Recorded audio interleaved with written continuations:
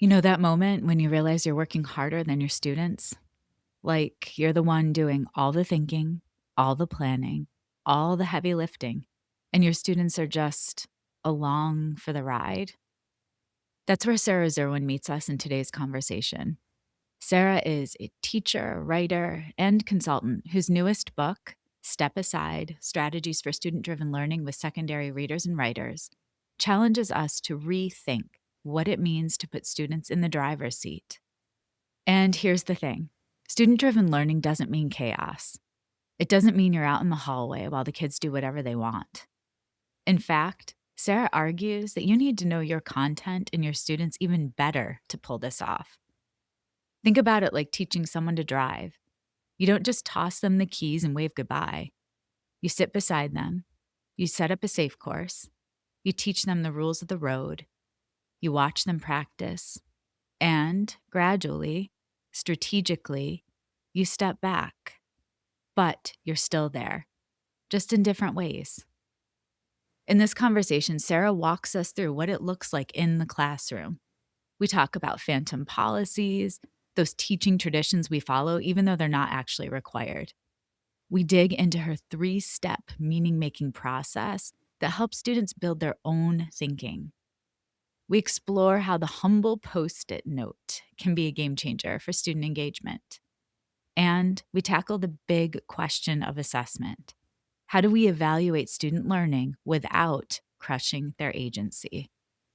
If you've ever wondered where you can step aside to give students more ownership, or if you're skeptical that student-driven learning can actually work with your curriculum demands, this episode is for you. Now, let's get to the conversation. This is Schoolutions Teaching Strategies, the podcast that extends education beyond the classroom. A show that isn't just theory, but practical, try-it-tomorrow approaches for educators and caregivers to ensure every student finds their spark and receives the support they need to thrive. I am Olivia Wall, and I'm so happy to have Sarah Zerwin back on the podcast today. Let me tell you a little bit about Sarah. Sarah Zerwin is a teacher, a writer, and a consultant. Her ultimate goal is building classroom spaces where readers and writers can thrive, welcomed exactly as they are, doing work that matters to them. Our conversation today will focus on Sarah's most recent book, It's Amazing. I have it right here. Step Aside Strategies for Student-Driven Learning with Secondary Readers and Writers. Sarah, welcome back. I'm so happy to be in conversation today. Hi, Olivia. Thank you. It's good to be here again with you. I like to start every conversation by having you frame it. Let us know a researcher or a nugget of research that speaks to all that this book is about. So, there's a lot of research out there about, student agency and engagement and all of that sort of thing. But I actually want to talk about Parker Palmer here for some reason. I love Parker Palmer. Yeah. And, and The Courage to Teach. And which is a book that was gifted to me years and years ago, and then gifted to me again recently by a good friend. And I was reading that book while I was working on this one. Like, one of my strategies as a writer is for each writing session, to dig into a book about teaching before I start writing, and to read as far as I need to go be like, so my brain is kind of popping. So it's Parker Palmer while I was working on this. And so much about that, just about, the inner life of a teacher, and the importance of having this other thing, this beautiful content thing that you and your students are looking at and working on together. And the reason I think that's related to this book is because I think that people think that when you talk about student-driven learning, that it means the teacher is doing nothing, and that the teacher is out in the hall and the Right. kids are all by themselves in the room and it's complete total chaos. But that's not true. Like, you have to craft this path for your kids towards that that thing. There's the kids, Yeah. the you, and the third thing, right? You have to craft a course towards that third thing for the kids that they can then kind of drive and explore on their own. But you have to keep that third thing like so present and there. yeah, you're not giving that up by doing student-driven learning. In fact, you have to know it even better, I think. I think the other thing that I shared with you before we jumped on to record, I'm using this book because it is just a treasure trove of strategies, and it is so incredibly helpful. So I am leaning on this with work with middle and high school teachers.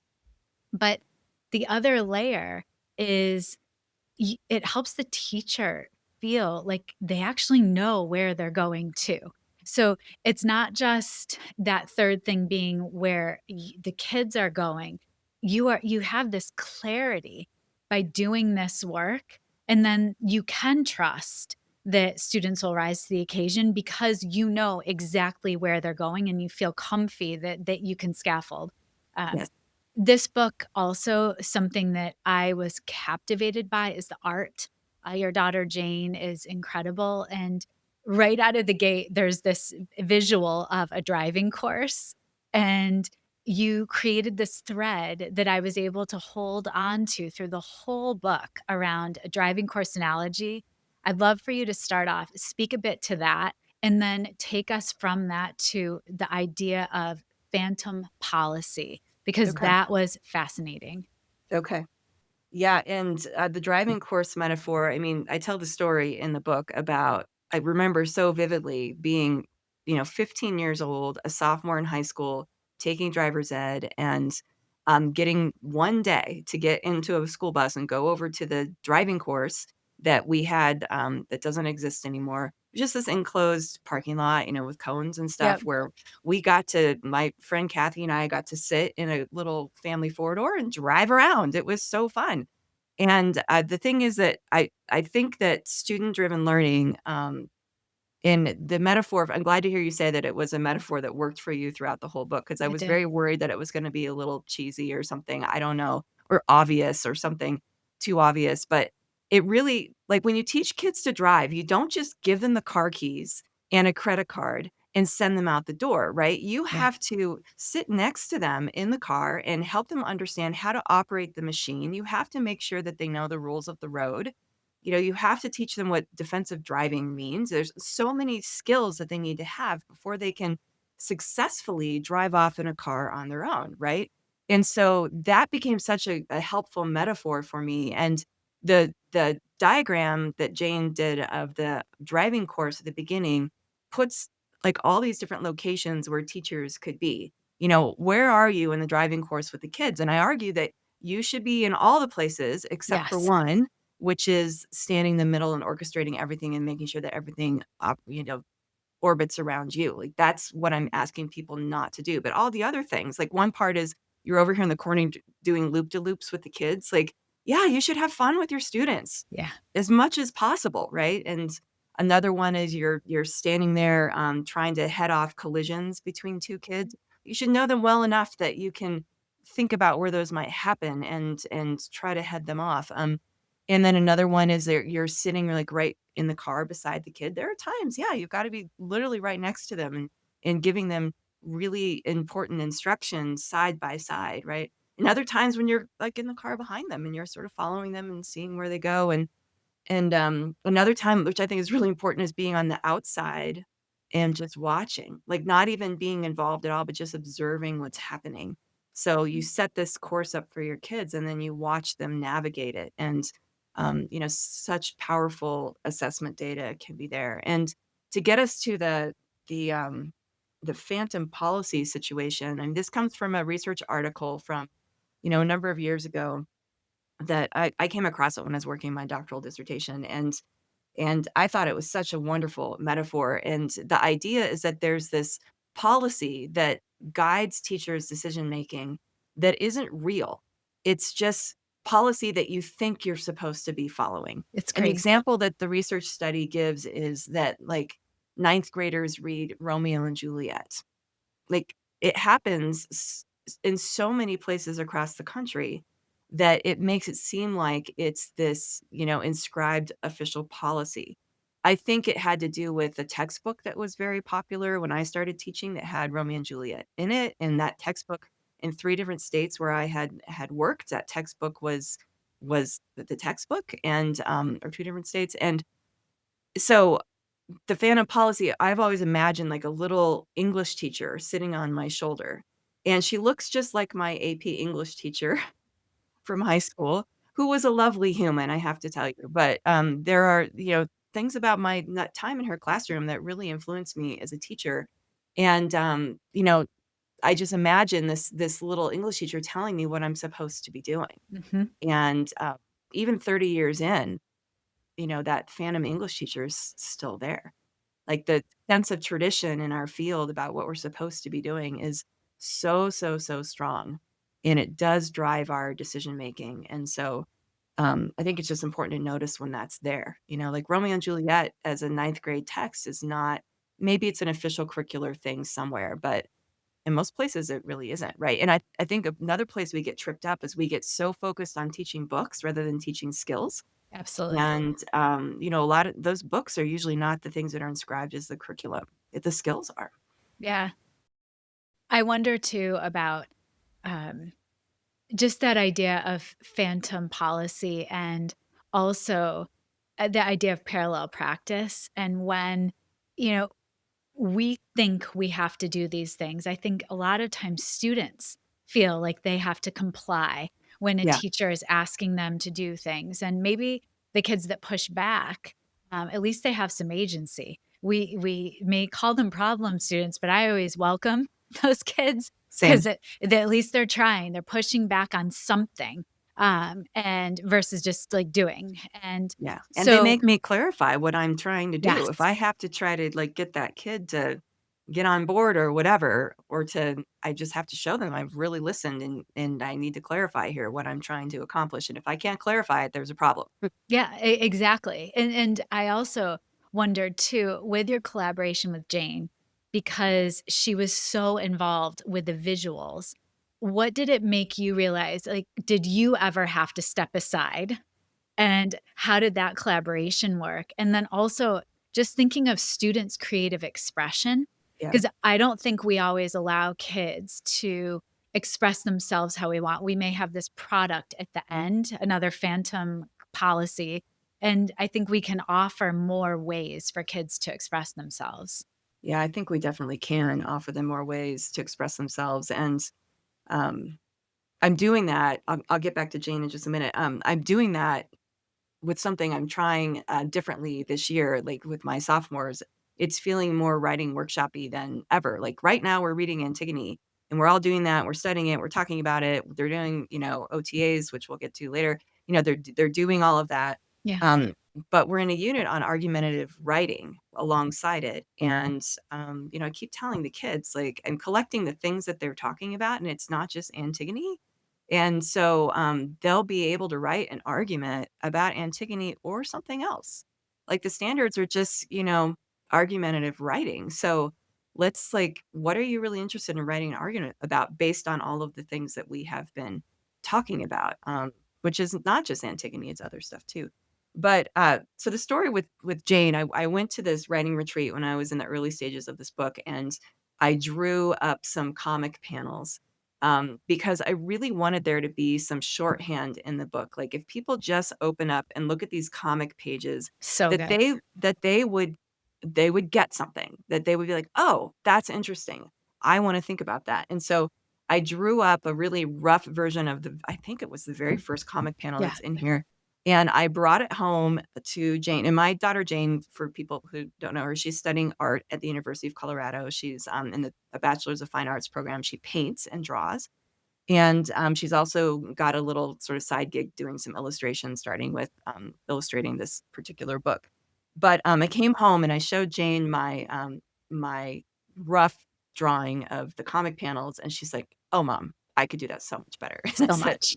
"That's what I was hoping you would say, Perfect. actually, and I was wondering if you might be willing to, maybe do some illustrations for me for this book." And I was just amazed at her ability. Like, we would sit down, and I would talk through what I wanted a particular illustration to be about, and I would write it all out for her, and then she would come up with all of the visuals.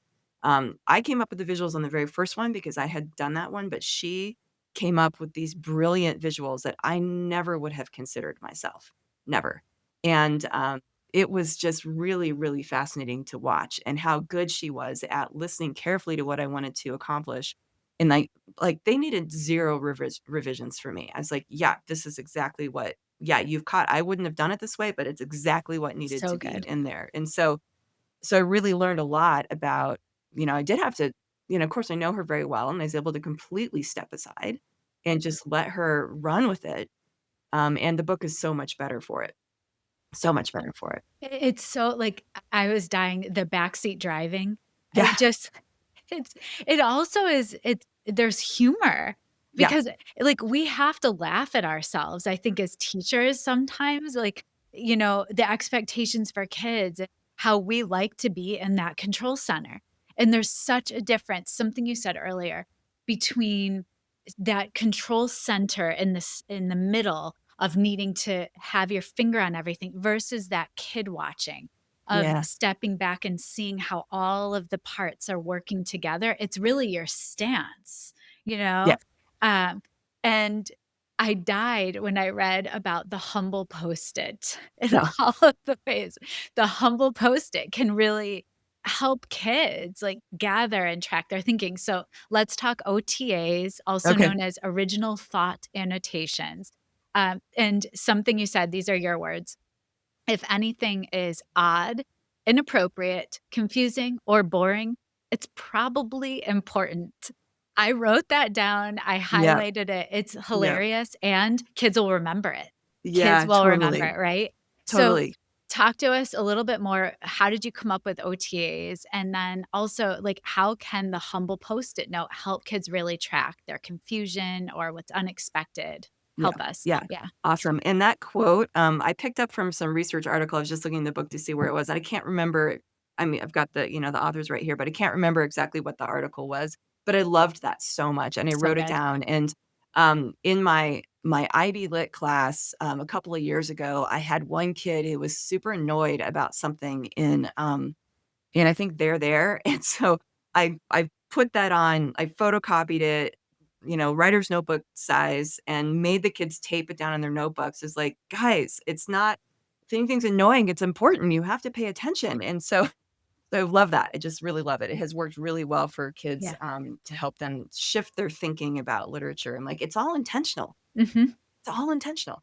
So, anyhow, but the OTAs, so, humble sticky note, yes, and you have no idea how many sticky notes my colleagues and I go through in our department. It's kind of hilarious. We have them everywhere, Yeah.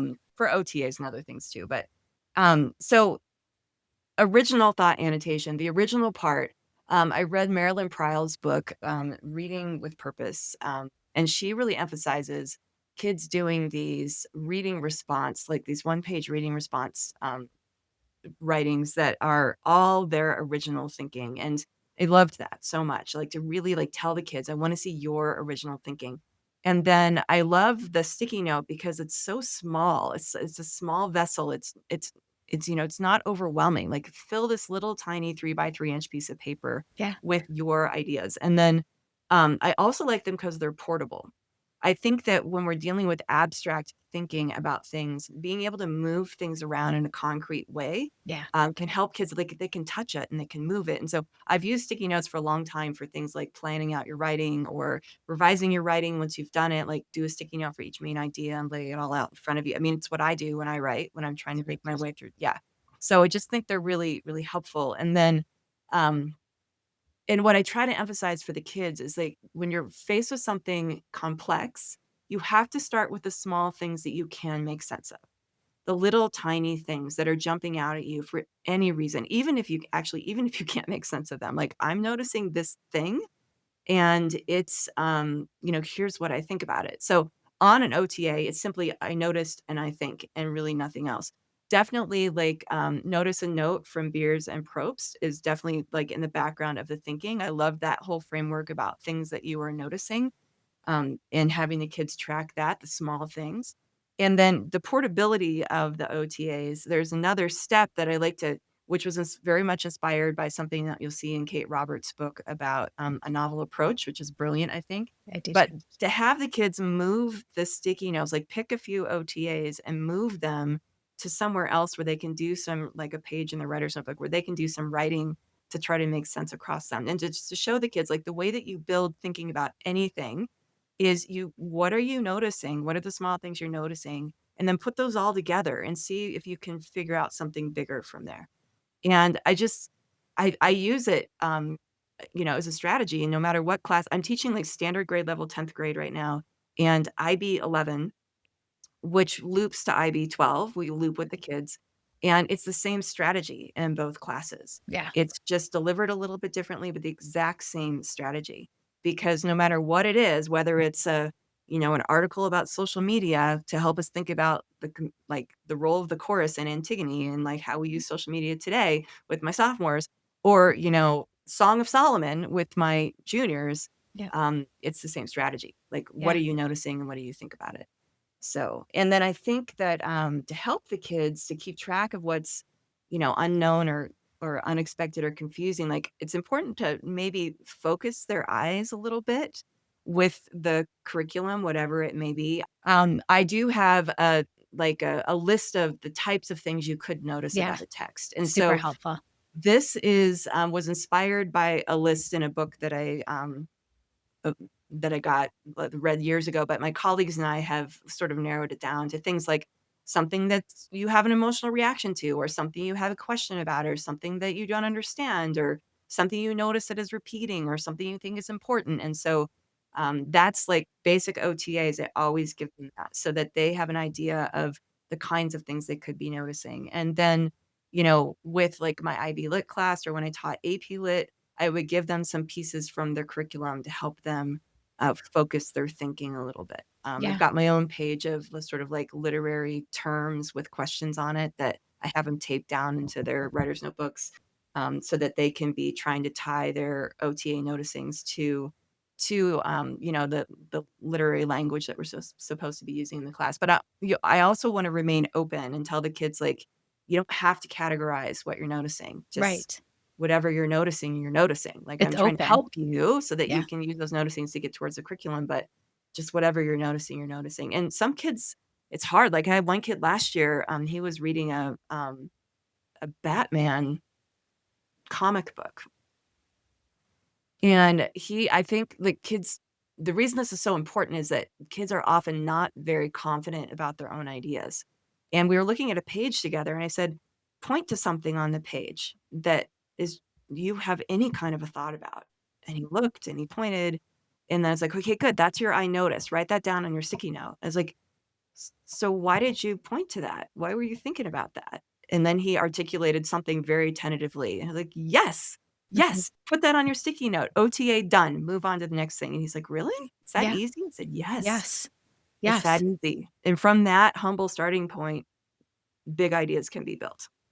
And it offers access, Sarah. It gives Yeah, access to kids that their thinking matters. yeah, And then that's a perfect segue because your three-step meaning making process. It is brilliant. It's brilliant in its simplicity, and yet it's also, the idea that our thinking grows and compounds upon itself. So I need to just give a shout out to charts in the book. The charts are everything. I love your story, but it's also extremely helpful for me to be able to synthesize learning through a chart.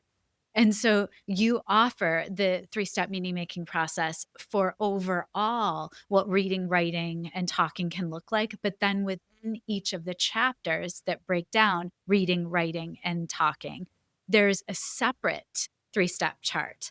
So that was as I was going along through the driving course analogy, it was an incredible guide for me to say, "Okay, here's bigger picture. Oh, this goes just to reading," and then it also connects. So, speak to the process for us, and those 3 steps, because I feel like part of the starting small, it really is the OTA, right? yeah, and I'm so glad to hear that the charts were helpful for you, because I mean, my students, the charts I make for them, it's kind of ridiculous, and the charts I make them make for themselves.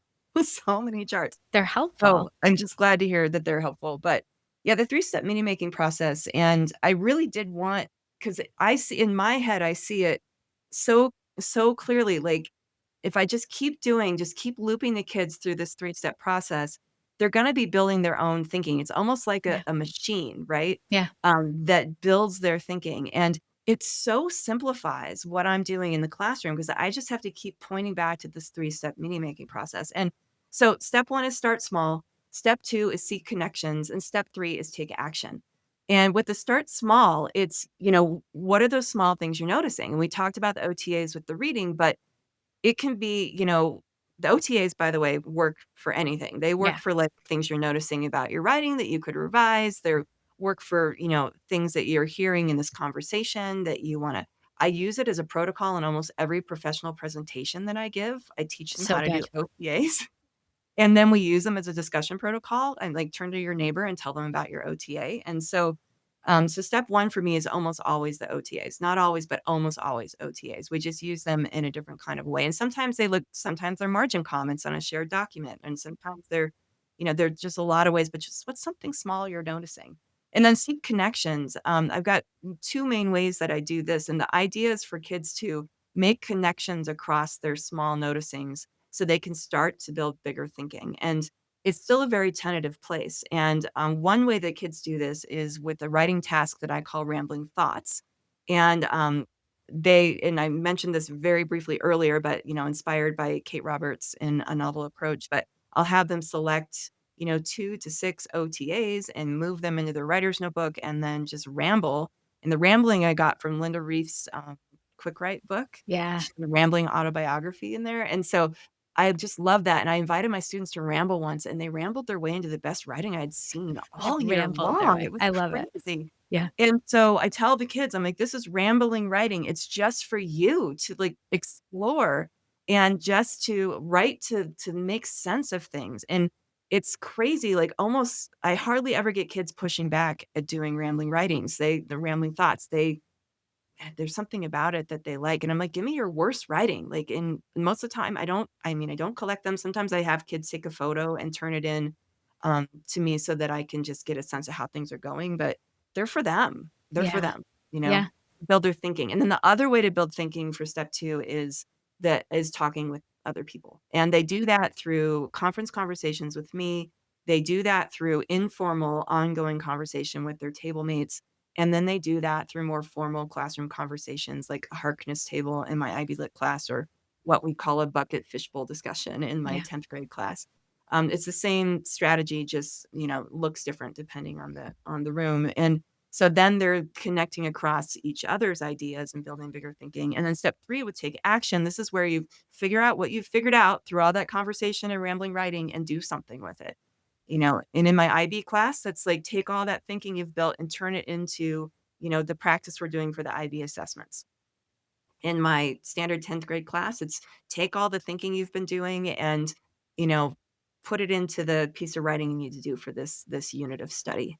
And so, and I do things to help them figure out how to do that. I call it a idea hunt with my 10th graders. I just give them a list. These are all the things where you've collected what you're thinking. Go through and look for ideas that you could write about. Mhm. Yeah. So So let's just pause because you have a core belief that students can. You yes, trust them, and that is, I know, very, very important to you. And one way I know that I'm much more willing to take risks for someone else is if they allow me time and space to ramble, to have a zero draft of where I'm just getting my thinking out so I can get in a state of flow and then get some thoughts that are maybe more cohesive for myself. Uh, and I know, like, I love the way you write. It just resonates with me. And you wrote Pointless. We had an interview that lots of people appreciated. And I thought it was so, it was moving to me that you go back and say, like, okay, I wrote this book. This is how I've evolved since I wrote this book. I think our yeah, kids always need to know that too, that just because they put a piece of writing out there in the world, that is always evolving. It can always grow and morph and change. So let's shift now to the talk of assessment. okay. Let's shift to kind of, what's changed for you since Pointless. Um, and I want you to just offer I wish I could have a visual right now of the grade, description chart. It's fan freaking tastic. Um, how do you use that with kids? How do you narrow down the learning goals? Like, there's so much, Sarah, that you do, with kids, and it's the book lays it out, but can you try to capture that for us? Sure. And since I wrote Pointless, I've just really been thinking about all the strategies in that book and what seemed to be the most important strategies for really getting the kids to think about learning rather than point collecting. And because there's a lot of strategies in that book. And if I were to, for step aside, I was going to have just one chapter to kind of write about grading and how to use this 3 step meaning making process to underpin the way that you approach grading too. And I just had to really think about what do seem to be the things that have come to the surface. Mhm. And I think it's students setting their own learning goals is absolutely key, so key. And then having them reflect on those goals frequently. Because you can't, I tell the kids all the time, you can't just set goals and then never look at them. You have to set goals and look at them Yeah, and think about how you're doing and reflect on them. And I model that with my students. And I showed them this week. I'm like, oh, I forgot that I said I wanted to do that. yeah, I'm going to do that.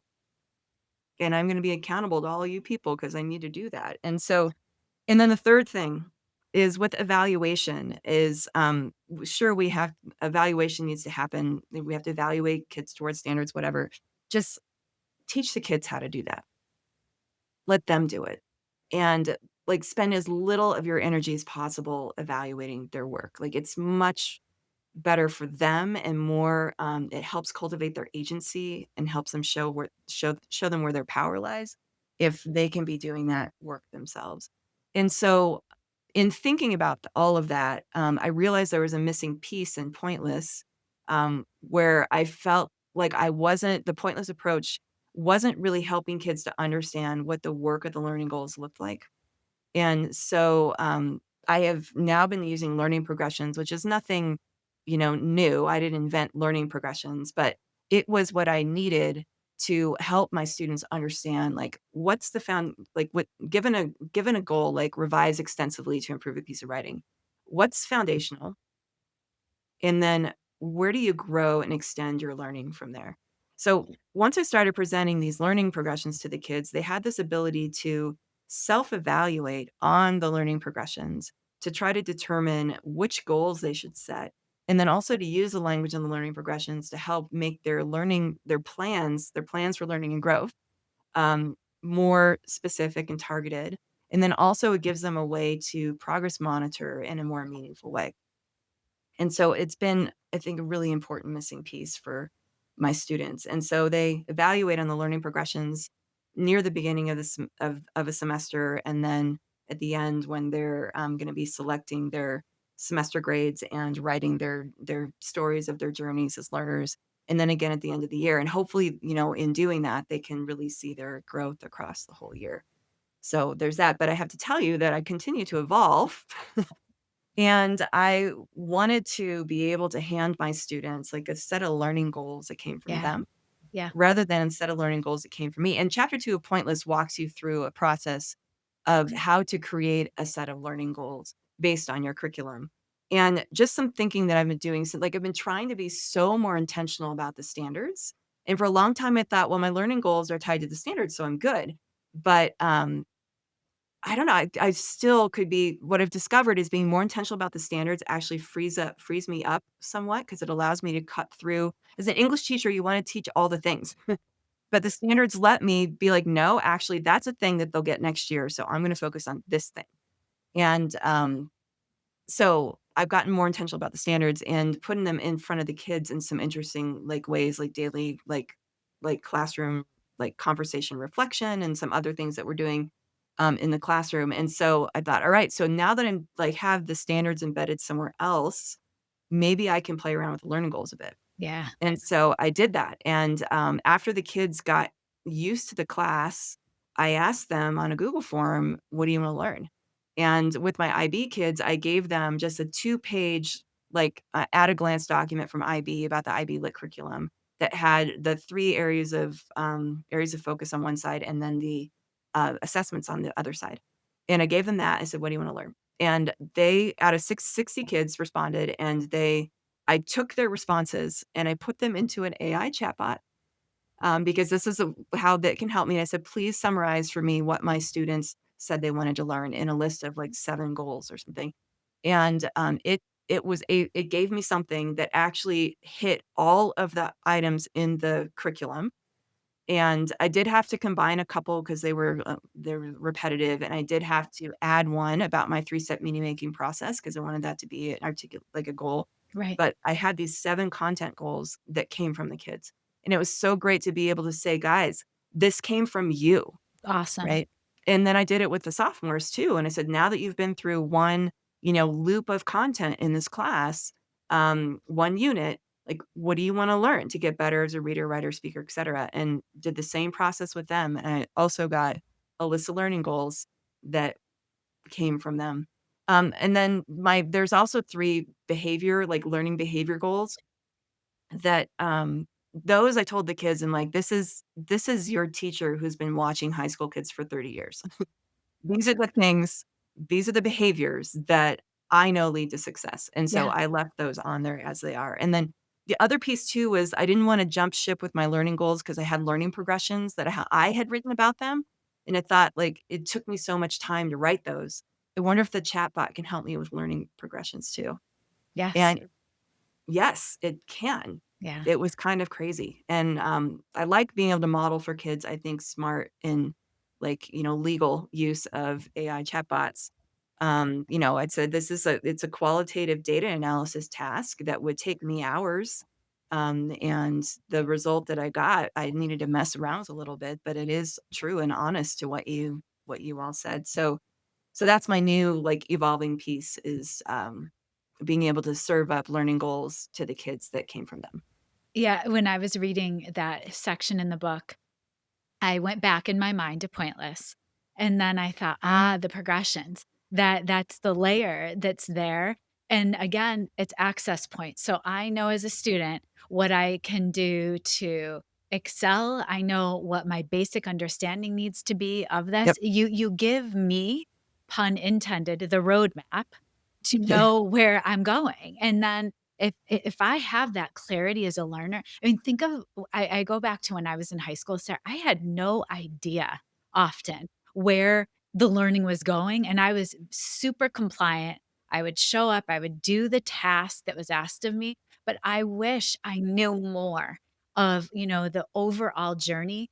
I want to make sure listeners know these learning goals, they're for the year. You're not crafting 10 learning goals unit by unit. Right.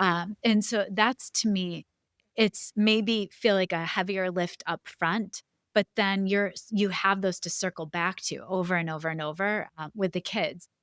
And earlier today, my son is off at school, and I am really enjoying getting Insta reels from him where he'll ask me a question about teaching. He's sending me educational reels and saying like, "Is this what it's like in your schools?"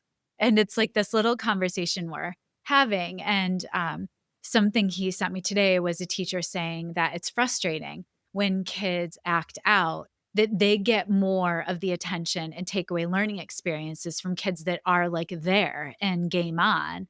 And my response was, well, yeah, that happens everywhere. But it's also, I think, my responsibility to figure out why kids may be acting out because usually it's avoidance or some type of like, this isn't working for me. And they're acting out for a variety of reasons. So that was my message back. But it's this little Insta real Yeah, correspondence that I'm that's great. appreciating as he gets older. I, That's I great. think something I love about you is you live and breathe this work. And so I want to do a lightning round to wrap our conversation. And I have some questions. I'm going to throw them at you and just give me your gut instinct. So here we go. Um, Teachers should step aside when blank, but step in when blank. Step aside when students are talking, thinking, deciding, etc., and step in to listen. and then to use what you discover to craft this, classroom experience for kids that really invites them to engage. Nice. So let's go to then I love the chapter on talk. Give us 3 of the best strategies to get talk going in a community. My go-tos are teaching kids how to do the informal, like, turn to your neighbor kind of stuff, and don't assume that they know how to do that. I've been starting to prompt those by saying, "Turn to your neighbor and ask them," rather than turn to them and tell them. To be, like, trying to propel things. And then also teach them how to do, like, the big whole class, more formalized conversation. Teach them how to do that too, because I really like that. And it's like a time that the class can be doing something all together. I'm a big fan of, like, a smaller circle in the middle and people on the outside doing a listening task, and then going to the outside circle after the inside circle talks for a while. Anyway, and then my 3rd one, though, whole class workshop. From I've been following the strategies in the Anti-Racist Writing Workshop book by Felicia Rose That's Chavez. Brilliant, awesome. brilliant. Yeah. Awesome. All right, what's, the biggest misconception about student-driven learning? It's not a free for all, people. It's not a free for all. It's not. It's not. Um, I'm interested to know, out of all the learning goals you have gathered, what's something that you think needs to be prioritized consistently? Well, the thing is I've got learning goals that are different for all my classes, Yeah. and, so I think, I don't know, just some goal about kids, like, building their own thinking. Mm, I like it. I like it. 5 years down the road, uh, after everyone reads this book, because teachers need to read this book, and I'm gonna put a plug. I know it says learning with secondary readers and writers. Kids need to read and write in every content area. Science, social studies, math, lots of reading and writing. So I believe in my heart of hearts, you can use the strategies from this book. It doesn't matter what content area you're teaching, it will help. All of this, Sarah, it will help. So after everyone reads your book and we come back together to talk about it, what is your sitting and writing did you hope classrooms would look like based on this book? Well, I hope that teachers, and I include myself in this, because my writing has actually always been very selfish in one way. Like, I do it to make myself a better teacher. Because if I can write it clearly enough that, a publisher will publish it, that means that I have, like, a clear understanding of what I'm trying to do. So anyway, I hope teachers, myself included, will notice places where they can step aside, where they didn't think they could step aside. And that's me with my learning goals this year. Like, I want to give the kids learning goals that came from them. How can I step aside from that? And I figured out a way to do it. So I just hope that teachers will continue to, like, look at their classroom in that way and be thinking, um, where am I doing too much of the thinking work for the kids? And I can turn it over to them, and it will make them stronger humans. You make me stronger every time I read your words, and, I'm just so grateful because, as I said, I'm using all of the strategies, but this book is such it's a work of art for many reasons, and every different teacher, I carry it with me, but I show, they're like, "Oh, that's so helpful." So you Yeah. need to know that because I Thank think you. sometimes as a writer, it's helpful to you and you're getting it out there, but this is helpful to so many teachers. So, I appreciate you getting it out there in the world. Thank you, Sarah. Thank you, Olivia. I appreciate you, Thank you. and I can't wait to see you at NCTE. This is coming out after that, but I cannot wait. I'm looking forward to it as Yeah, well. it'll be great. Yeah. Take care. Take care. Schoolutions Teaching Strategies is created, produced, and edited by me, Olivia Wall. Thank you to my older son, Benjamin, who created the music playing in the background. You can follow and listen to Schoolutions wherever you get your podcasts, or subscribe to never miss an episode and watch on YouTube. Thank you to my guest, Sarah Zerwin, for sharing how we can step aside to give students more ownership over their learning journey. Here's my invitation. Now that you've listened to this episode, I want you to do one thing. Look at your next unit or lesson and ask yourself, where am I doing too much of the thinking work for my students? Find one moment, just one, where you can step aside. Maybe it's having students generate their own discussion questions. Maybe it's asking them what they want to learn rather than telling them. Maybe it's giving them Post-it notes and saying, notice something, think about it. That's your starting point. And if you want to go deeper, grab Sarah Zerwin's book, Step Aside, and let it be your guide. Trust me, the charts alone are worth it. But the shift in thinking, that's what will transform your classroom. Don't forget to tune in every Monday for the best research-backed coaching and teaching strategies you can apply right away to better the lives of the children in your care. And stay tuned for my bonus episodes every Friday, where I'll reflect and share connections to what I learned from the guests that week. Until next time, start small, seek connections, and take action.